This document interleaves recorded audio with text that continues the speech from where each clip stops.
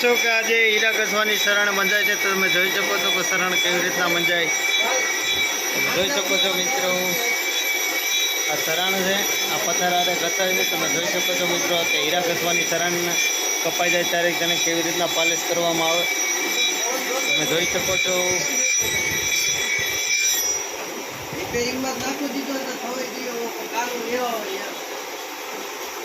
ત્યાર પછી આવી રીતના શરણને ઘૂંટવામાં આવે. તમે જોઈ શકો છો મિત્રો શરણ.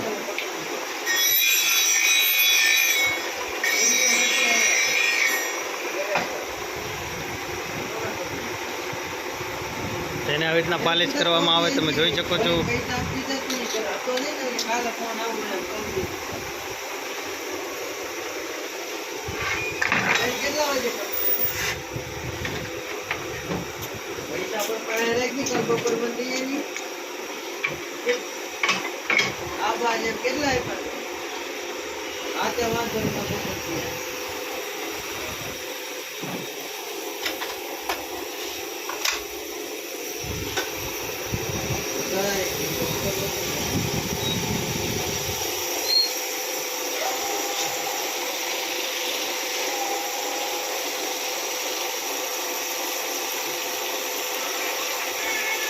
Good.